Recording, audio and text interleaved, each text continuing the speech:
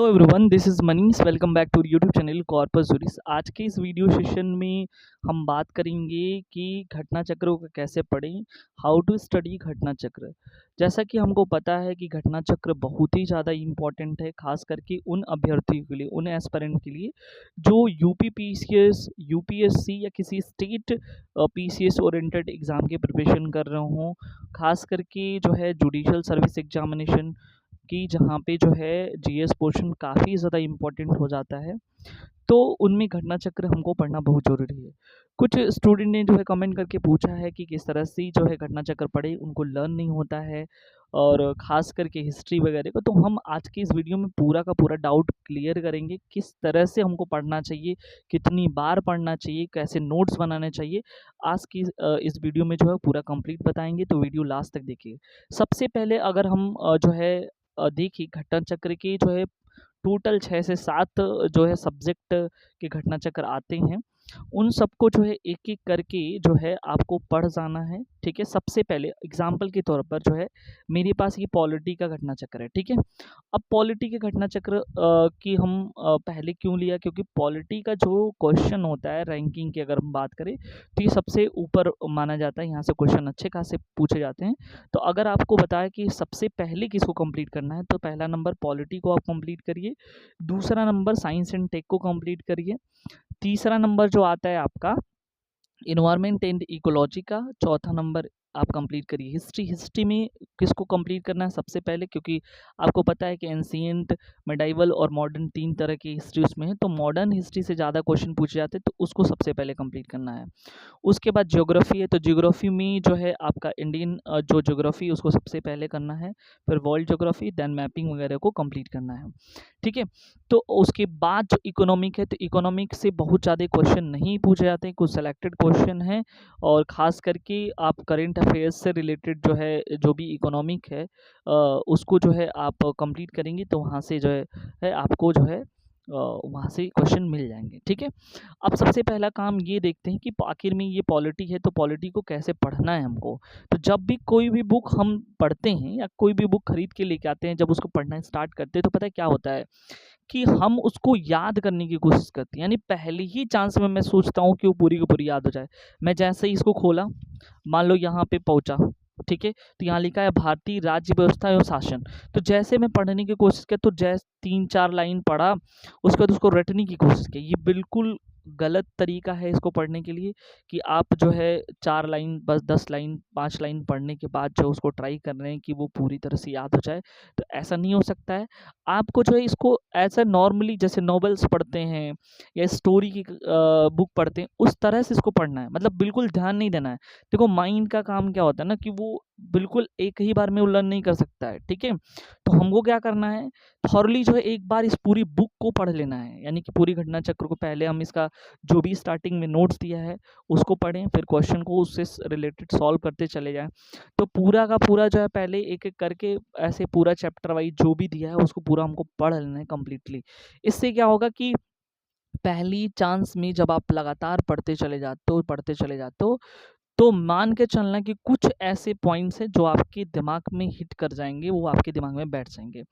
उसको रटने की ज़रूरत नहीं है, यानी कि पहले टाइम में अगर मान के चलो 10% भी तुम्हारे दिमाग में चला आया, लर्न हो गया ना, तो बहुत है, ठीक है? जब सेकंड टाइम पढ़ने जाना, तो सेकंड टाइम में जो है एक हाइलाइटर ले लेना, ठीक है? अब हाइलाइटर से क्या होगा कि जब हम शॉर्ट नोट्स उसका पढ़ रहे हैं, तो पढ़ते वक्त जो है हमको लगेगा कि हाँ ये इम्पोर्टेंट है, या यहाँ से क्वेश्चन बन सकते हैं, तो उसको हाईलाइट करना है। ऐसा नहीं कि पूरी की पूरी नोट्स ही हाईलाइट कर देना है, ठीक है? This is very wrong track. तो केवल जो इम्पोर्टेंट है या जो आप देख लो, उसके साथ ही कि जो प्रीवियस ईयर के क्वेश्चन जो बहुत बार पूछे गए, उससे संबंधित जो भी नोट्स होंगे, इसमें जो शॉर्ट नोट दिए गए उसको जो है वो कर लेना है। साथ ही साथ कुछ अगर आप एडिशनल बुक को फॉलो करना चाहते हो, तो उस टॉपिक से जो क्वेश्चन पूछा गया है, उस टॉपिक से रिलेटेड वहाँ पे जा कर के आप उसको पढ़ सकते हो, ठीक है? ऐसे करके हर एक चैप्टर को आपको पढ़ लेना है। देन जब थर्ड टाइम्स आप पढ़ने जाओगे, तो केवल और केवल जो हाइलाइटेड पॉइंट है उसको पढ़ना है, ठीक है? नोट्स को केवल हाइलाइटेड पॉइंट को रिवाइज करना है। आपको ये बात जो है बड़ा अजीब लगेगा, क्योंकि उस टाइम जब आप थर्ड टाइम आप पढ़ने जाओगे ना, केवल हाइलाइट पॉइंट को पढ़ने के बाद जो है आपको ऐसा फ़ील होगा कि आपने पूरी बुक पढ़ ली अच्छे से, ठीक है? आपको बहुत से अधिक जो है क्वेश्चन के आंसर जो है आपको आने लगेंगे। आप कोई भी पीवाईक्यू उठाकर देखेंगे, या बहुत सारे ऐसे होते हैं कि जो चैप्टर वाइज़ पीवाईक्यू आते हैं, आप उसको सॉल्व करेंगे तो आपको पता चलेगा कि वाक़ई में जो है आप इसको अच्छे से पढ़े हैं। तो ये सही तरीका होता है उसको पढ़ने का। और देन जो अगर आप नोट्स बनाना चाहें, तो जो आपको लर्न नहीं है, ठीक है? उसको अगर आप चाहें तो अलग से नोट कर सकते हैं, ठीक है? जो लर्न है उसकी तो बात छोड़ दीजिए, ठीक है? जो लर्न नहीं है उसको आप नोट करके जो है आप लर्न कर सकते हैं। उसके बाद अगर आप सॉल्व करेंगे तो आपको पता है कि कभी पढ़ने की ज़रूरत नहीं पड़ेगी।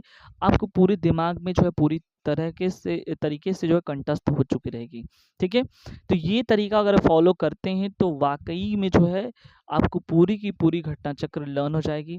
कोई भी एग्ज़ाम आप दे रहे हो, एटलीस्ट अगर कोई भी वनडे एग्ज़ाम भी दे रहे हो, तो वहाँ अगर घटना चक्र पढ़ा है तो ऐसा नहीं है कि वहाँ पे जो है अच्छे मार्क्स तुम गेन नहीं कर पाओगे, क्वालीफाई नहीं हो पाओगे, ठीक है? क्योंकि बहुत ही आसान सा तरीका है, और कोई ज़रूरी नहीं कि मैं घटना चक्र की बात कर रहा हूँ तो ये ट्रिक्स और जो तरीका है वो केवल इसमें हो। कोई भी बुक अगर आप स्टडी करते हो तो ये जो पैटर्न मैंने बताया है, इस तरह से अगर आप इसको लर्न करते हो, पढ़ते हो, तो आपको जो है काफ़ी लंबे समय तक जो है ये चीज़ें याद रहेंगी। भूलने का तो कोई वो ही नहीं है। समझ रहे हो बात को? तो इस तरीके से इसको जो है करना है। अब देखो मैंने बताया पॉलिटी, तो पॉलिटी में जो है कुछ सारा चीज़ पहले टाइम में चलो ठीक है पढ़ लिया, दूसरे टाइम में पढ़ लिया, तीसरे टाइम में जो इम्पोर्टेंट है उसको पढ़ लिया। पता है चौथे टाइम में खुद पता चल जाएगा कि क्या ही इम्पोर्टेंट है इसमें। क्योंकि जब क्वेश्चन देखोगे और क्वेश्चन किस हिसाब से पूछ रहा है, किस टॉपिक से ज़्यादा क्वेश्चन पूछ रहे हैं, 2-3 साल का पीवाईक्यू उठा के देख लो कि आखिर में किस पॉइंट से ज़्यादा क्वेश्चन पूछ रहा है, उसको पढ़ो ना, उस चीज़ को क्लियर करो। ज़्यादा पढ़ने की ज़रूरत नहीं है, स्मार्ट तरीके से पढ़ोगे तो सारी चीज़ें लर्न भी हो जाएँगी और चीज़ें जो है सही भी हो जाएँगी। ठीक है? तो पूरी घटना चक्र को पढ़ना ज़रूरी, एक बार थॉरली पूरी सिलेबस कंप्लीट करो, पूरी घटना चक्र को कंप्लीट करो रिवाइज़ करके।